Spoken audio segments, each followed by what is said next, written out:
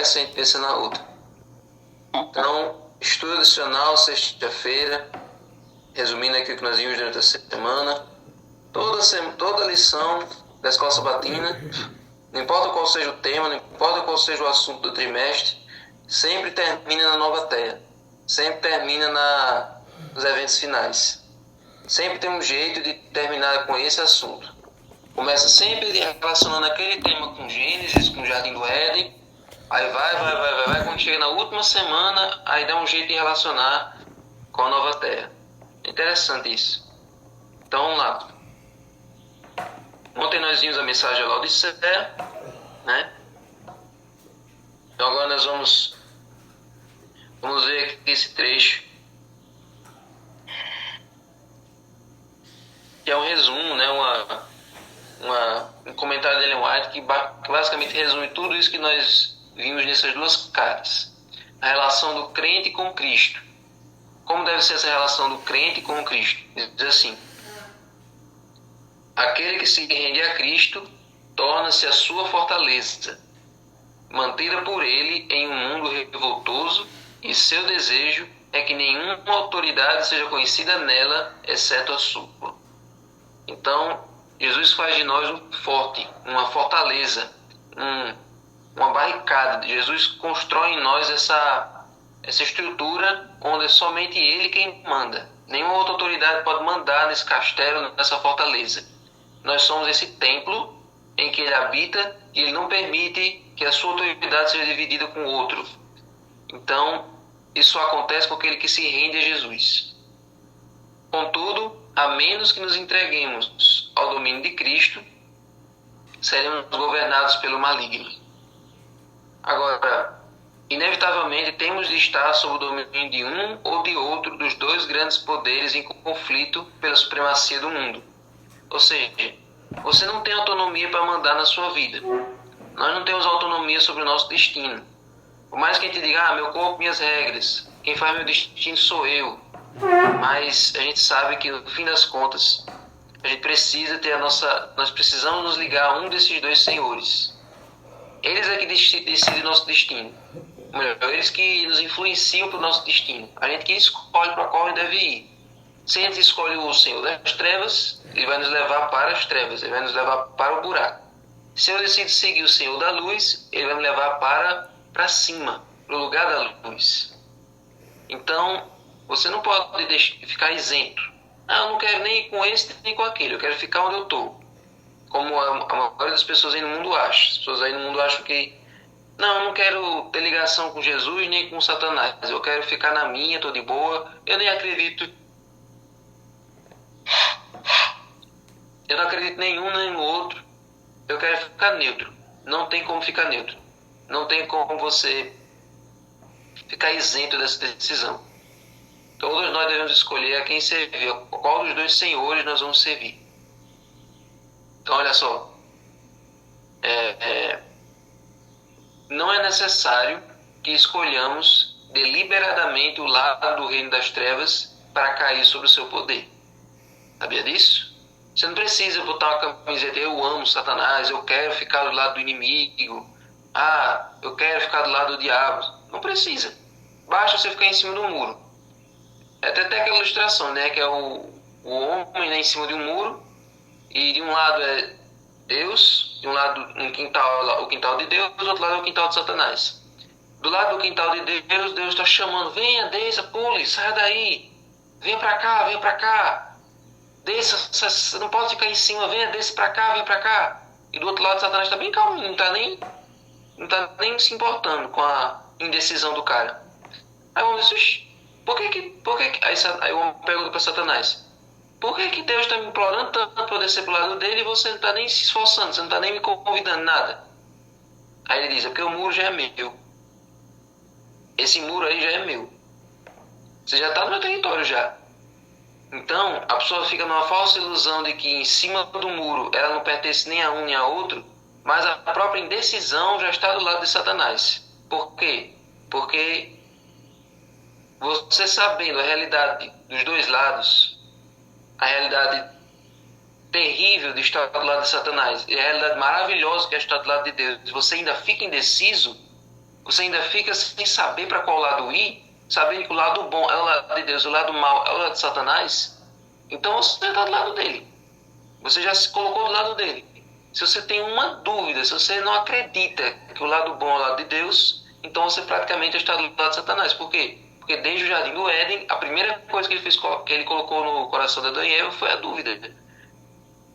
Primeira curiosidade, depois a dúvida, colocou em xeque a palavra, a autoridade de Deus, e foi assim que o ser humano caiu. Então, a dúvida é algo que, se ela for conduzida para o lado certo, por exemplo, eu tenho dúvida sobre isso, eu vou procurar na fonte certa, aí Deus esclarece as nossas dúvidas. Mas se a dúvida leva você a criticar, leva você a se afundar cada vez mais do lado errado, então Satanás vai conduzir você para o lado errado. Então, não precisa você se declarar do lado de Satanás. Até porque Satanás, ele sempre diz essa ilustração. Ele nunca vai chegar na sua porta e convidar você para brigar com Deus. Olha, eu sou Satanás, eu quero você do meu lado para lutar contra Deus. Não. Ele não quer pessoas que fiquem do lado dele deliberadamente. Basta que a pessoa fique em cima do muro, basta que a pessoa fique colocando desculpas, basta que a pessoa fique indeciso e ele já se apossou dessa pessoa. Então, não é necessário que escolhamos deliberadamente do lado do reino das trevas. Basta negligenciarmos fazer aliança com o reino da luz. Se você não quer compromisso com Deus, não precisa você dizer que quer compromisso com Satanás. Todas as pessoas que não querem se comprometer com as coisas de Deus, automaticamente já estão se comprometendo com as coisas de Satanás. É inevitável. Se eu não quero me comprometer com nada que é espiritual, nem com leitura da Bíblia, nem com nenhum serviço da obra de Deus, então já sou um servo de Satanás. Você não tem como fazer as suas próprias obras. Ou você faz as obras de Deus ou as obras do inimigo.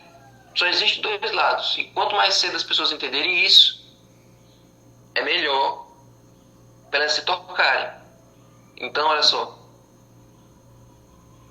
Se não colaborarmos com os instrumentos celestiais, Satanás tomará posse do coração e dele fará a sua habitação.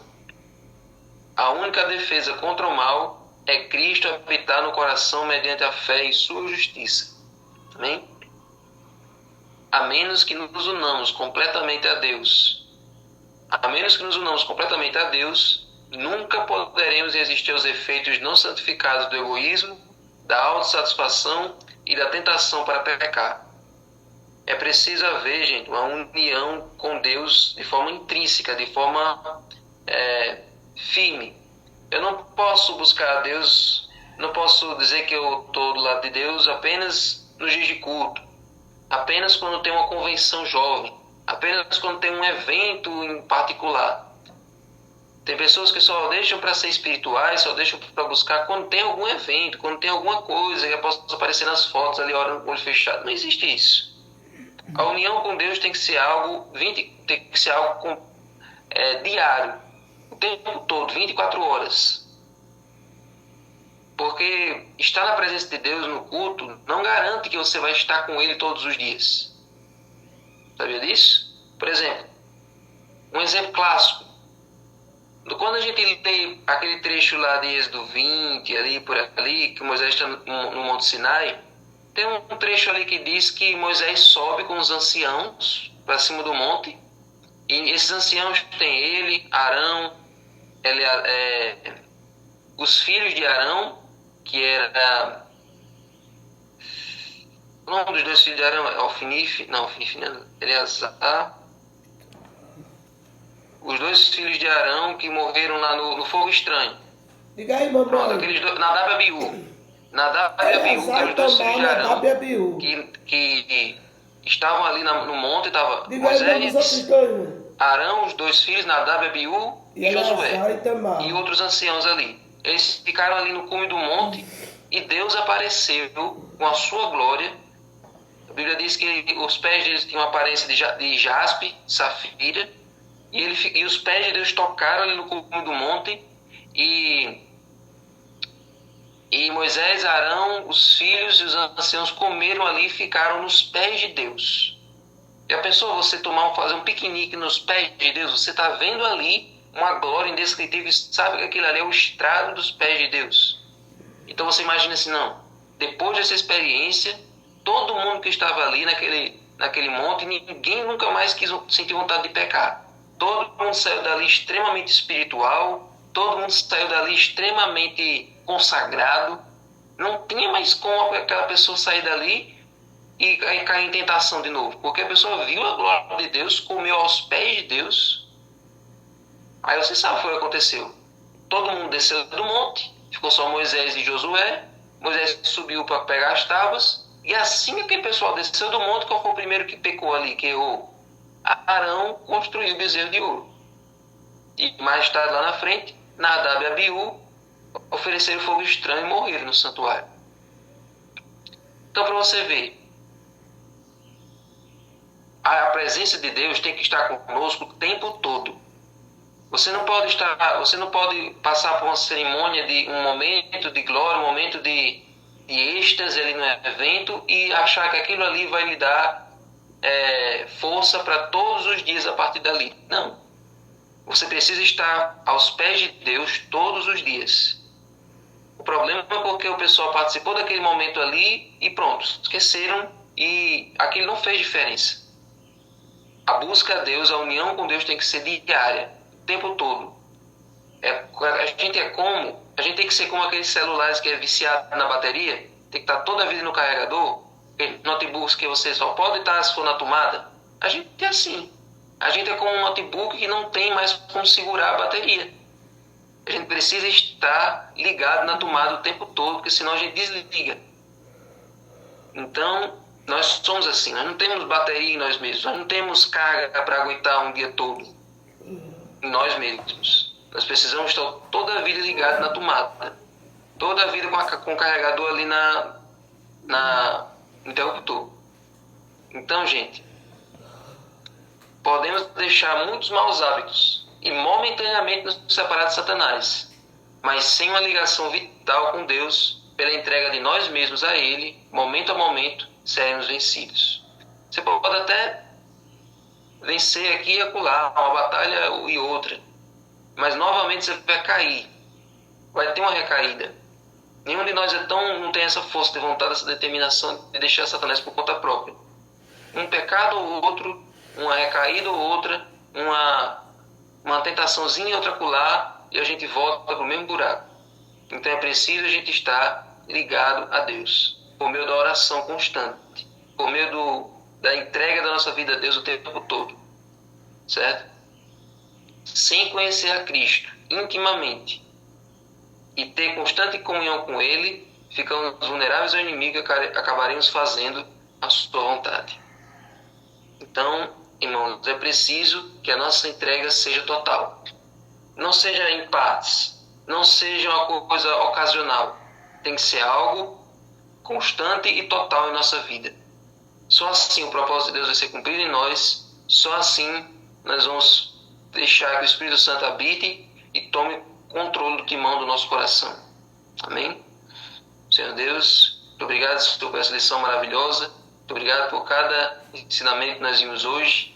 Que nós possamos, Senhor, ser como esse computador que é ligado na tomada o tempo todo, porque não consegue segurar a bateria sozinho. Que nós possamos estar ligados à fonte da vida, porque é só de Ti que nós temos força para vencer o inimigo. E o Senhor já disse lá em 1 João: jovens, eu vos escrevo porque vocês são os fortes, vocês já venceram o maligno. Mas nós não vencemos por conta própria, nós vencemos com a Tua força. O Senhor usa nossos braços, usa nossas mãos, usa a nossa voz para trazer a vitória. Então, Senhor, fica conosco, abençoa quem está aqui, consagra cada um deles, abençoa esse novo trimestre que vai começar, dirige o Senhor para o Teu reino, em nome de Jesus. Amém. Amém.